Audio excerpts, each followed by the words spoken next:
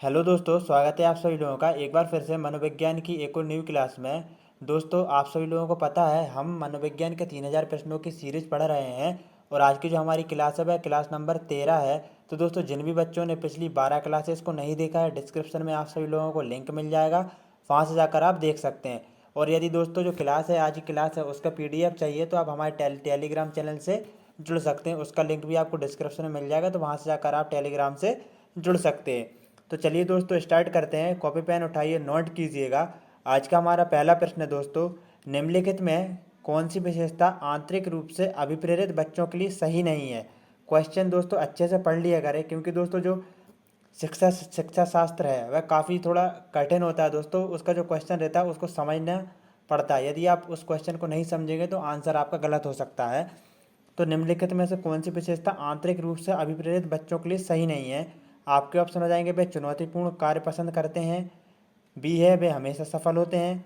सी है, वे कार्य के समय आनंद अनुभव करते हैं। डी है, वे कठिन कार्यों में उच्च स्तर की ऊर्जा प्रदर्शित करते हैं। तो दोस्तों, आपको क्या बताना है कि कौन सी विशेषता आंतरिक रूप से अभिप्रेरित बच्चों के लिए सही नहीं है। तो दोस्तों देखिएगा, जो बच्चा आंतरिक रूप से अपने आप से अभिप्रेरित रहता है तो वह चुनौतीपूर्ण कार्य करना बिल्कुल पसंद करेगा। तो ये तो इसका राइट आंसर नहीं होगा। और बी है दोस्तों, वे हमेशा सफल होते हैं। तो दोस्तों ये गलत हो सकता है, यही राइट आंसर होगा, क्योंकि यहाँ पर जो गलत है वही सही उत्तर है।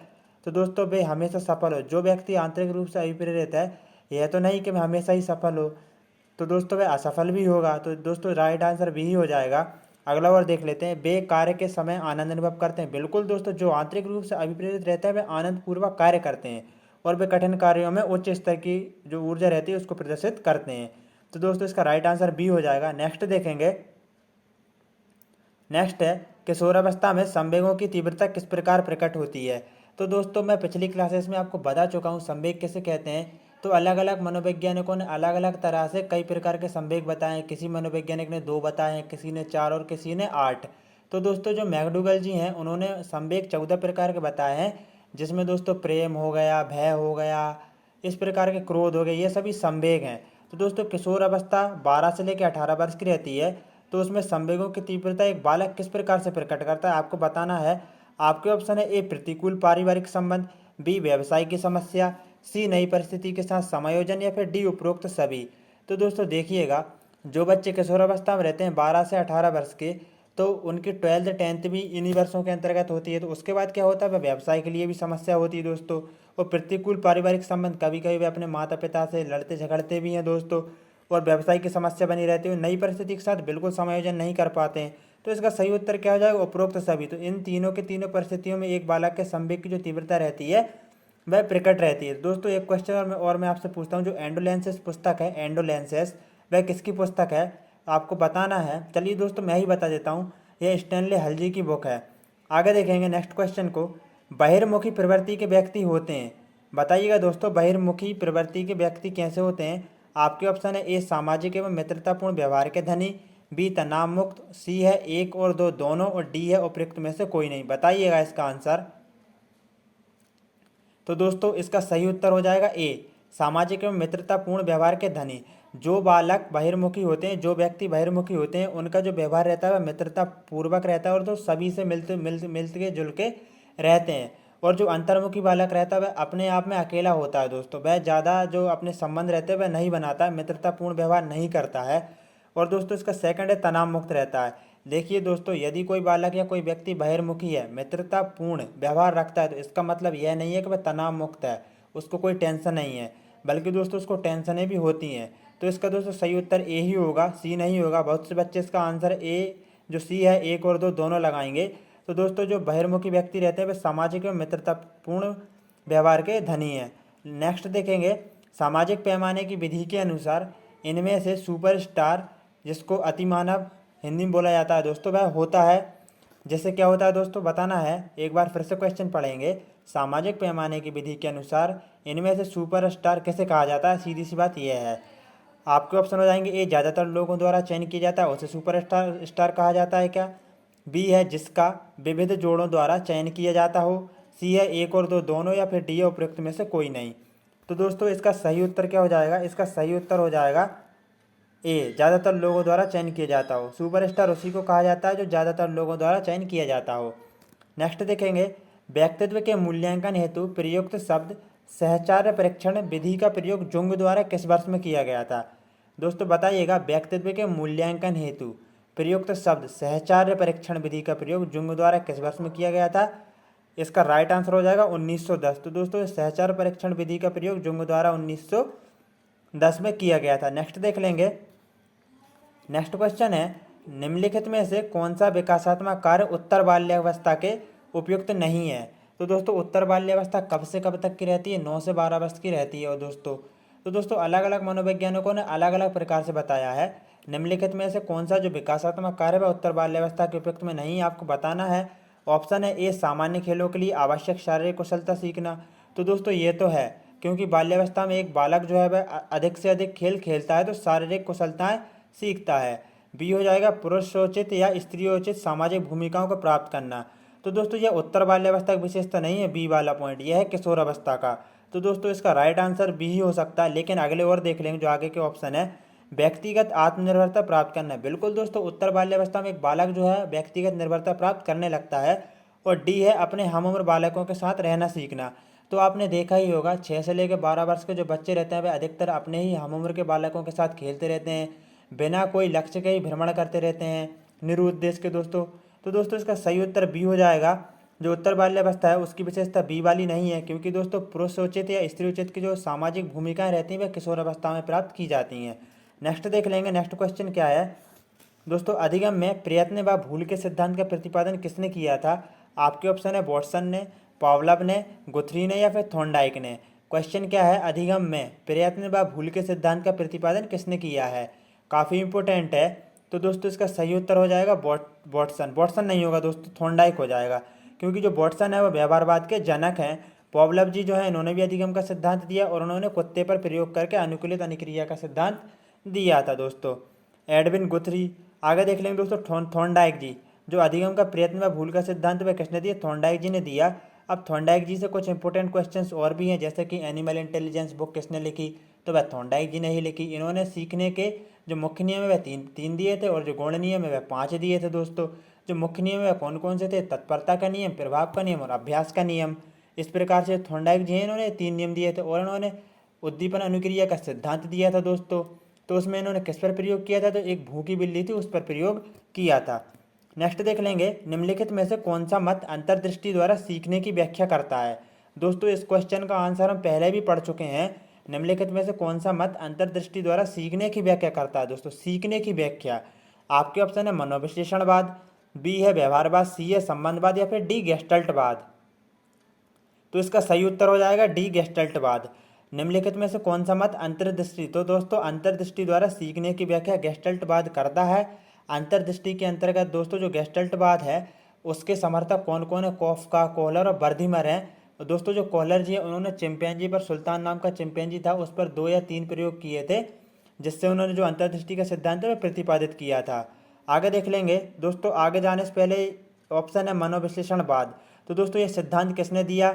इसका आंसर मैं आपको जो 12वीं जो क्लास है उसमें बता चुका हूँ, तो आपको कमेंट बॉक्स में इसका आंसर देना। व्यवहारवाद के जनक तो वॉटसन जी हैं। चलो ठीक है, व्यवहारवाद के जनक कौन है? वॉटसन जी हैं। अब मुझे एक बात बताइए, जो व्यवहारवाद शब्द है वह किसने दिया था? तो दोस्तों व्यवहारवाद के जनक वॉटसन जी हैं, तो आप यही कहेंगे कि व्यवहारवाद शब्द भी जाहिर सी बात है कि वॉटसन ने ही दिया होगा। लेकिन दोस्तों व्यवहारवाद जो शब्द है ना वह मैकडूगल जी ने दिया है। याद रखना, व्यवहारवाद के जनक कौन है? वॉटसन जी हैं, लेकिन जो व्यवहारवाद शब्द है वह किसने दिया है? मैकडूगल ने जी ने दिया। और उनकी एक पुस्तक है आउटलाइन ऑफ साइकोलॉजी, इसको याद रखना। नेक्स्ट देख लेंगे, शैक्षिक विकास में मूल्यांकन का अर्थ क्या होता है? शैक्षिक विकास में मूल्यांकन का अर्थ क्या होता है? छात्रों का प्रगति का मूल्य आकलन, या फिर कक्षा अभिलेखों का मूल्यांकन, कार्य निष्पादन का मूल्यांकन या फिर ज्ञान क्षमता का मूल्यांकन। तो दोस्तों देखिएगा, कक्षा अभिलेखों का मूल्यांकन तो होगा ही नहीं, कार्य निष्पादन का मूल्यांकन भी नहीं होगा। अब बचा ए और डी, छात्रों का प्रगति का आकलन। तो दोस्तों इसका राइट आंसर डी हो जाएगा। जो छात्र रहते हैं उनकी ज्ञान क्षमता का आकलन किया जाता है, शैक्षिक विकास में मूल्यांकन का यही अर्थ है। नेक्स्ट देख लेंगे, व्यक्तिगत विभिन्नता का क्या अर्थ है? यहाँ से 1 या 2 क्वेश्चन सीटेट में जरूर आते हैं। बताइएगा व्यक्तिगत विभिन्नता का क्या अर्थ है? आपके ऑप्शन है 2 व्यक्तियों में शारीरिक भिन्नता होना, कोई 2 व्यक्ति शारीरिक मानसिक योग्यता और संवेगात्मक दशा में समान और एक जैसे नहीं होते, या फिर सी है कोई 2 व्यक्ति शारीरिक मानसिक योग्यता में समान और एक जैसे होते हैं, तो दोस्तों सी वाला तो बिल्कुल ही नहीं होगा, क्योंकि व्यक्तिगत भिन्नता, व्यक्तिगत तौर पर भिन्न रहना, एक व्यक्ति दूसरे से अलग होना, लेकिन सी ऑप्शन में तो ऐसा कुछ कहा ही नहीं गया है, एक जैसे होते हैं इस प्रकार से कहा गया है। और डी है उपयुक्त में से कोई नहीं। तो दोस्तों आपको ए और बी ऑप्शन दे देता हूँ मैं, अब इन दोनों में से एक सही उत्तर है, आपको बताना है तो बताइएगा। तो दोस्तों इसका राइट आंसर हो जाएगा बी वाला, कोई दो व्यक्ति शारीरिक तौर पर भी भिन्न नहीं, मतलब एक से नहीं रहते, भिन्न रहते हैं, मानसिक तौर पर भी रहते हैं, और संवेगात्मक दशा में भी कोई ज़्यादा क्रोध करता है, किसी के अंदर क्रोध नहीं रहता है दोस्तों, कम क्रोध रहता है, प्रेम की भावना रहती है। तो इस प्रकार से दोस्तों कोई दो व्यक्ति शारीरिक मानसिक योग्यता और संवेगात्मक दशा में समान और एक जैसे नहीं होते, यही व्यक्तिगत भिन्नता का अर्थ है। नेक्स्ट देख लेंगे दोस्तों, पावलोव ने सीखने के अनुबंधन प्रतिक्रिया सिद्धांत का प्रतिपादन खाली स्थान पर प्रयोग करके किया था। तो दोस्तों जो पावलोव जी हैं, उन्होंने सीखने के अनुबंधन प्रतिक्रिया का सिद्धांत का प्रतिपादन किया था, तो उन्होंने किस पर प्रयोग किया था? आपके ऑप्शन है एक खरगोश, तो दोस्तों खरगोश पर तो वाटसन जी ने प्रयोग किया था, जो कि व्यवहारवाद के जनक हैं, तो ये तो आंसर नहीं होगा। उसके बाद है चूहे, तो चूहे पर तो स्किनर जी ने प्रयोग किया था। उसके बाद है कुत्ते पर और बंदर पर, तो दोस्तों बंदर पर किसने प्रयोग किया था? अभी हम देख चुके हैं, जो अंतर्दृष्टि का सिद्धांत है वह दिया था दोस्तों गेस्टल्टवाद संप्रदाय से संबंधित है, तो कोहलर जी ने बंदर पर प्रयोग किया था। दोस्तों पावलोव जी जो है उन्होंने कुत्ते पर प्रयोग करके अपने सिद्धांत का प्रतिपादन किया था। नेक्स्ट क्वेश्चन देख लेंगे, शिक्षा का समान अवसर का अर्थ है। दोस्तों शिक्षा का समान अवसर का क्या अर्थ है?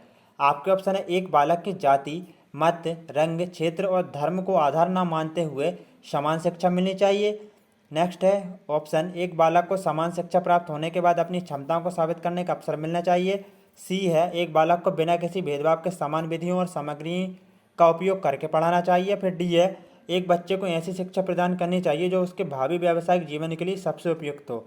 तो दोस्तों इसका सही उत्तर ये हो जाएगा, एक बालक की जाति, मत, रंग, क्षेत्र और धर्म को आधार ना मानते हुए समान शिक्षा मिलनी चाहिए। बिल्कुल दोस्तों, शिक्षा में जाति भेदभाव नहीं करना चाहिए, क्योंकि सभी एक समान मानना चाहिए, और समावेशी शिक्षा भी यही कहती है। 216वां क्वेश्चन है दोस्तों, विद्यालयों को किसके लिए व्यक्तिगत भिन्नता को पूरा करना चाहिए? दोस्तों क्वेश्चन पढ़ना अच्छे से दोस्तों, विद्यालयों को किसके लिए व्यक्तिगत भिन्नता को पूरा करना चाहिए? एक बालक दूसरे से भिन्न है, तो उसको किसके लिए पूरा करना चाहिए? आपके ऑप्शन है ए, व्यक्तिगत शिक्षार्थी को विशिष्ट होने की अनुभूति कराने के लिए। बी है, व्यक्तिगत शिक्षार्थी के मध्य खाई को कम करने के लिए। सी है, शिक्षार्थी की निष्पादन और योग्यताओं को समान करने के लिए। डी है, यह समझने के लिए कि क्यों शिक्षार्थी सीखने के योग्य या अयोग्य है। तो दोस्तों इसका सही उत्तर हो जाएगा डी, यह समझने के लिए कि क्यों शिक्षार्थी सीखने के योग्य या अयोग्य है, इसलिए व्यक्तिगत भिन्नता को पूरा करना चाहिए। नेक्स्ट क्वेश्चन देख लेंगे, 2 या 3 क्वेश्चन और बचे दोस्तों। निम्नलिखित में से कौन सा मूल्यांकन का प्रकार नहीं है? दोस्तों मूल्यांकन के इसमें 3 प्रकार हैं और एक नहीं है, तो आपको बताना है। आपके ऑप्शन है ए मानक, बी निर्माणात्मक, सी योगात्मक, या फिर डी सीसीए। तो दोस्तों जो डी वाला है सीसीए ये तो है, और योगात्मक मूल्यांकन भी और निर्माणात्मक मूल्यांकन भी है, लेकिन दोस्तों मूल्यांकन का प्रकार मानक मूल्यांकन नहीं है, तो इसका सही उत्तर ए हो जाएगा। आगे देख लेंगे नेक्स्ट क्वेश्चन, शैशव काल की अवधि है, तो दोस्तों बताइएगा शैशव काल की अवधि कितनी है?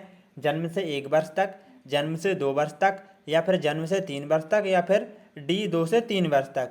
तो दोस्तों इसका सही उत्तर बी होगा, जो शैशव काल है उसकी अवधि जन्म से लेकर 2 वर्ष की रहती है। उसके बाद में दोस्तों आप बताइएगा शैशवावस्था के बाद बाल्यावस्था कितने वर्ष की रहती है? 6 से 12 वर्ष की, और किशोरावस्था 12 से 18 वर्ष की रहती है दोस्तों। आगे देख लेंगे पूर्व बाल्यावस्था, और बताइए दोस्तों पूर्व बाल्यावस्था 3 से 6 वर्ष तक की रहती है। नेक्स्ट देख लेंगे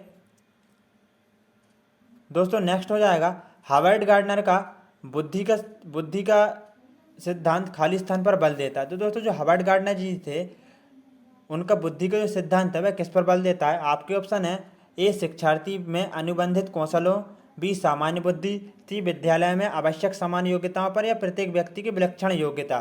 तो दोस्तों जो हावर्ड गार्डनर जी हैं उन्होंने कई प्रकार की बुद्धियाँ बताई हैं, तो उनका जो दोस्तों सिद्धांत है वह प्रत्येक व्यक्ति की विलक्षण योग्यताओं पर बल देता है। नेक्स्ट देख लेंगे प्रतिभाशाली विद्यार्थी है, तो दोस्तों जो प्रतिभाशाली विद्यार्थी है वह कैसा है? दोस्तों अभिसारी चिंतक है, अपसारी चिंतक है, बहिर्मुखी है, फिर बहुत परिश्रमी है। तो दोस्तों आंसर तो आपने देख ही लिया है, इसका सही उत्तर हो जाएगा अपसारी चिंतक। अब एक बात बताइए दोस्तों, जो अपसारी चिंतक उसमें क्या होता है? तो चलिए मैं ही बता देता हूँ। एक बालक है, उसको मैंने कहा कि आप जो मतलब कि जो दिल्ली है, दिल्ली किसकी राजधानी है दोस्तों? तो वह बताएगा भारत की।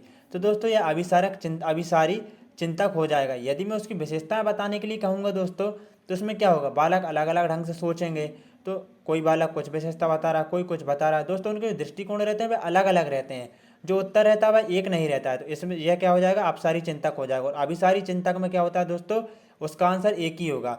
आपने पूछा भारत की राजधानी क्या है, बच्चों ने बोला दिल्ली है। आप दूसरे बच्चे से पूछेंगे वह भी यही कहेगा। तो दोस्तों ये एक निश्चित उत्तर है, तो इसके अंतर्गत ये अभिसारी चिंतक के अंतर्गत आता है। नेक्स्ट क्वेश्चन देख लेंगे दोस्तों, आज का अंतिम प्रश्न देखेंगे। कक्षा अध्यापक ने राघव को अपनी कक्षा में अपने कीबोर्ड पर स्वयं द्वारा तैयार किया गया मधुर संगीत बजाते हुए देखा। कक्षा अध्यापक ने विचार किया कि राघव में खाली स्थान बुद्धि उच्च स्तरीय है। तो दोस्तों बताइएगा, आपके ऑप्शन ए स्थानिक, शारीरिक गतिबोधक, संगीतमय या फिर भाषाई। तो दोस्तों देखिएगा, जो हार्वर्ड गार्डनर जी हैं उन्होंने अलग अलग प्रकार की बुद्धि बताई हैं, जैसा कि भाषाई बुद्धि, गणितीय बुद्धि, इसी प्रकार की बुद्धियाँ बताई हैं। तो दोस्तों एक बालक मधुर संगीत बजा रहा है तो उसमें किस प्रकार की बुद्धि होगी, तो दोस्तों इसका उसमें होगी संगीतमय बुद्धि होगी। तो दोस्तों इसका राइट आंसर सी हो जाएगा, जो कि हार्वर्ड गार्डनर जी द्वारा बताई गई हैं। तो दोस्तों आज के जो हमारे क्वेश्चन थे हमने उनको कर लिया है। जो अगले क्वेश्चन है, आगे के क्वेश्चन है, वह नेक्स्ट वीडियो में पूरे किए जाएंगे। दोस्तों यदि आपको इस वीडियो का, इस क्लास की PDF चाहिए तब हमारे चैनल, जो टेलीग्राम चैनल है उससे जुड़ सकते हैं। आपको डिस्क्रिप्शन में लिंक मिल जाएगी। यदि आप वहाँ से नहीं जुड़ पा रहे हैं तो दोस्तों अबाउट में जाइए हमारे चैनल के, और उसमें टेलीग्राम लिखा हुआ है उस पर क्लिक कीजिए। आप सीधे टेलीग्राम पर हमारे ग्रुप में पहुँच जाएंगे और ज्वाइन के बटन पर क्लिक करके आप ज्वाइन हो जाएंगे। और यदि इस प्रकार से भी नहीं हो रहा है तो टेलीग्राम पर जाइए और सर्च का ऑप्शन रहता है उसमें दोस्तों AKS career exam study capital words में टाइप कर दीजिए। आप हमारा जो टेलीग्राम चैनल है उससे जुड़ जाएंगे। तो दोस्तों जय हिंद, वंदे मातरम, मिलते हैं।